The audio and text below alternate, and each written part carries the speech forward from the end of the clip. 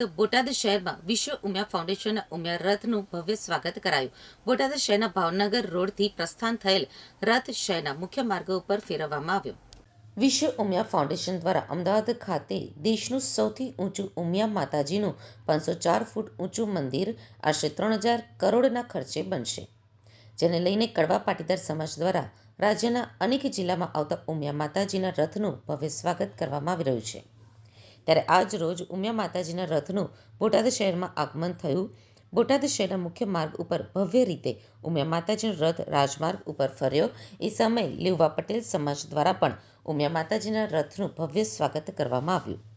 બોટાદ શહેરના મુખ્ય માર્ગ ઉપર નીકળેલ રથની સાથે ડીજે અને ઢોલ નગારા સાથે તિરંગા થીમ ઉપર કેસરી, સફેદ અને લીલા રંગના સાફા સાથે પાટીદાર સમાજના લોકો મોટી સંખ્યામાં જોડાયા હતા. આ સાથે જ ખૂબ જ મોટી સંખ્યામાં બાઇક ઉપર સવાર લોકો તો અનેક લોકો કાર સાથે રેલીમાં જોડાયા હતા.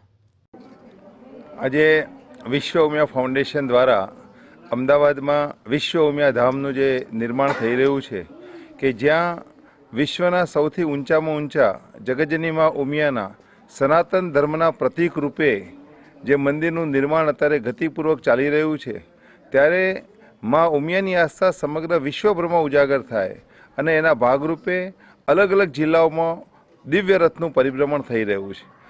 છેલ્લા 10 દિવસથી બોટાદ જિલ્લાના આજુબાજુના ગામની અંદર દિવ્ય રથનું પરિભ્રમણ જે થઈ રહ્યું છે અને આજે આ રથ પરિભ્રમણ આજે બોટાદની અંદર એના વિવિધ માર્ગો ઉપર ફર્યો છે.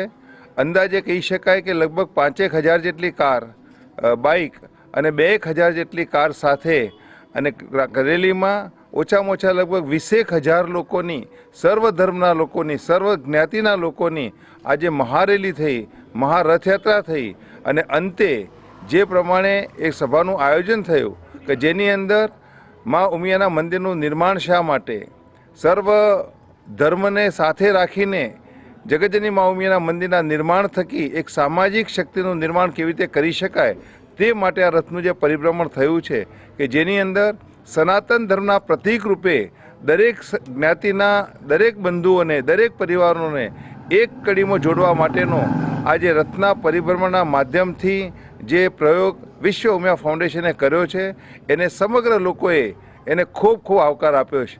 એમ કહી શકાય કે એકતાનો જે સંદેશ છે, સનાતન ધર્મના પરિવારોમાં એકતાનો સંદેશ લઈને આ દિવ્ય રથનું જે પરિભ્રમણ થઈ રહ્યું છે કે જેની અંદર સનાતનના દરેક વર્ગના લોકો આમાં જોડાયા અને આટલી મહાન રેલીની અંદર અને મોટી સંખ્યાની અંદર સભામાં ઉપસ્થિત રહી અને એમને જે પ્રમાણે એક આસ્થા વ્યક્ત કરી છે એ પ્રમાણે મને વિશ્વાસ છે કે આવનારા દિવસોની અંદર બોટાદ જિલ્લાની અંદર, બોટાદ શહેરની અંદર તમામ સનાતનના તમામ વર્ગના લોકો સંપીને તો રહેશે જ, પરંતુ આગામી દિવસોમાં એમની એકતાનો સંદેશ પણ સામાજિક રીતે, રાજકીય રીતે અને સનાતન ધર્મને ઉજાગર કરવાના રૂપે પણ એ આપતા રહેશે એવા વિશ્વાસ સાથે આખો કાર્યક્રમ થયો છે. મને ગૌરવ છે કે આ કાર્યક્રમની અંદર સંગઠનના અમારા ચેરમેનભાઈ શ્રી DN ગોલ અને બોટાદ જિલ્લા સંગઠનના ચેરમેનભાઈ શ્રી શંકરભાઈ ધોળુ, દિલીપભાઈ અને તમામ શિક્ષકોને એમની આખી સમગ્ર ટીમ કે જેમણે આ 10 દિવસ સુધી જે ખૂબ મહેનત કરી અને જે પ્રમાણે રથનું પરિભ્રમણ કરીને સમગ્ર જિલ્લાની અંદર એક એકતાનો જે ભાવ ઊભો કર્યો છે એના માટે બધા જ મિત્રોને પણ હું ખૂબ ખૂબ અભિનંદન પાઠવું છું. મને ગૌરવ છે કે આ તબક્કે મારી સાથે પૂર્વ મંત્રી શ્રી સૌરભભાઈ પટેલ પણ કે જેઓ બોટાદ જિલ્લામાંથી જ આ જ સીટ ઉપરથી વિધાનસભામાં ચૂંટાયા હતા, એ પણ આજે સમાજને જ્યારે એક કરવાની વાત છે ત્યારે એ પણ ખાસ આ પ્રસંગે ઉપસ્થિત રહ્યા છે, એટલે એમનો પણ હું વિશેષ આભાર માનું છું. સંસ્થાના અનેક ટ્રસ્ટીઓ આજે આ કાર્યક્રમમાં ઉપસ્થિત રહ્યા, એ તમામ ટ્રસ્ટીઓશ્રીઓનો પણ આજે હું આભાર માનું છું. જય હિન્દ, જય ઉમિયા. તો મહિલાઓ સહિત બાળકો અલગ ટ્રેક્ટરોમાં પણ જોવા મળેલા.